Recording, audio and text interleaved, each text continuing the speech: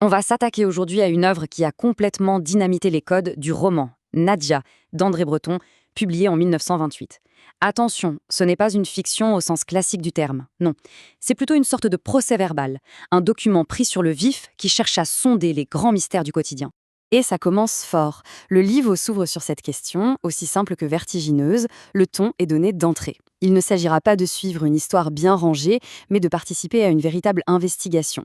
Une quête d'identité, menée non pas en regardant à l'intérieur de soi, mais en observant les hasards, les coïncidences, les rencontres. André Breton est très clair là-dessus. Il rejette l'idée même du romancier. Il ne veut rien inventer, ni personnage, ni intrigue. Son but, c'est de créer quelque chose de nouveau, un récit qui rapporte des faits, des événements réels, presque comme le ferait un rapport de police ou une étude clinique. Alors, plongeons un peu là-dedans. Il faut vraiment voir Nadja comme une œuvre fondatrice du surréalisme. C'est une tentative de saisir l'étrange, le merveilleux, tout ce qui est fortuit et qui se cache dans nos vies de tous les jours. Vous savez, ces moments où le réel semble soudainement basculer, comme dans un rêve. Du coup, la forme de Nadja est unique. On peut dire que c'est un récit autobiographique, mais qui refuse toutes les conventions. Breton y note tout. Ses expériences, ses impressions, les coïncidences qu'il trouble, c'est un peu comme s'il essayait de dessiner une carte des territoires de l'inconscient. On arrive maintenant au cœur du livre, au moment où tout se cristallise. Tout tourne autour d'une rencontre aussi intense que brève, entre Breton et une jeune femme vraiment mystérieuse, en plein Paris. Et tout se joue à un temps record, 9 petits jours, du 4 au 13 octobre 1926. C'est très court, mais c'est absolument décisif. Pendant ces quelques jours, ils ne font qu'errer dans Paris, et leurs conversations deviennent le moteur de l'enquête de Breton sur le hasard et sur la nature même de la réalité. C'est le nom qu'elle se choisit elle-même, et elle l'explique à Breton, Nadja, parce qu'en russe, c'est le commencement du mot espérance, et parce que ce n'en est que le commencement. C'est une définition qui lui va comme un gant qui capture parfaitement son côté insaisissable, plein de promesses. Et quand Breton lui pose la question fatidique « Qui êtes-vous ?», voilà sa réponse. Énigmatique. Elle n'a pas d'identité fixe, elle est un esprit en mouvement, une présence quasi fantomatique qui traverse la vie de l'auteur et la ville de Paris. Mais ce qui rend Nadja si radicale, ce n'est pas seulement l'histoire, c'est surtout la manière dont elle est racontée. Là, Breton fait un choix révolutionnaire. Il décide de remplacer la description littéraire par des images. Breton l'explique lui-même, noir sur blanc. Pour lui, les belles phrases, les descriptions littéraires, c'est vain, c'est même trompeur. À la place, il veut des preuves, des faits objectifs. Les photos ne sont donc pas là pour faire joli, elles sont le récit. Et là, le contraste avec un roman classique est juste saisissant. Le roman invente un monde, alors que Nadja essaie de documenter le monde réel. À la place des descriptions, on a des photos de vrais lieux parisiens.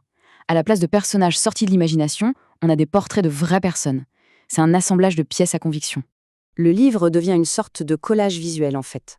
On y trouve 44 images au total, des clichés de Paris un peu étranges, des portraits, des reproductions d'œuvres d'art qui ont marqué Breton, des documents de tous les jours, et surtout, les dessins de Nadja elle-même qui sont comme une fenêtre ouverte sur son monde intérieur. Et puis, il y a cette image, sans doute la plus célèbre et la plus mystérieuse du livre.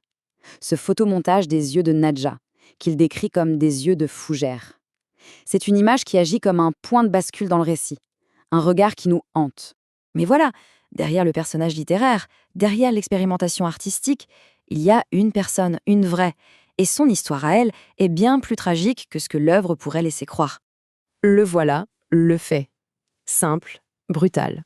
La femme que Breton a rencontrée ne s'appelait pas Nadja, son vrai nom c'était Léona Delcourt. Et cette révélation nous fait passer d'un coup du mythe à la réalité, de la muse à l'être humain. Et la vie de Léona, eh bien, elle a été difficile.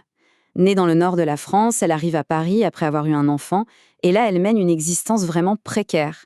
Elle vit dans des petits hôtels, fréquente des milieux marginaux, on est très très loin de l'image idéalisée de la muse surréaliste.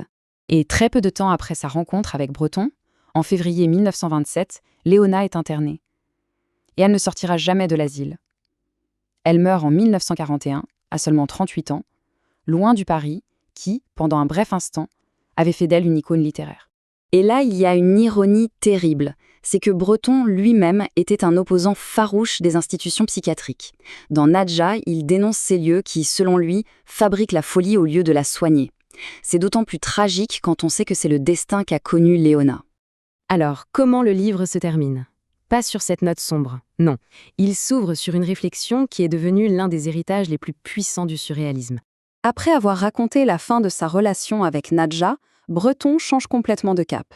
La dernière partie du livre n'est plus sur elle, c'est une célébration d'un nouvel amour, pour une femme nommée Suzanne Musard. L'histoire de Nadja sert en quelque sorte de tremplin vers une réflexion plus large sur l'amour et la beauté.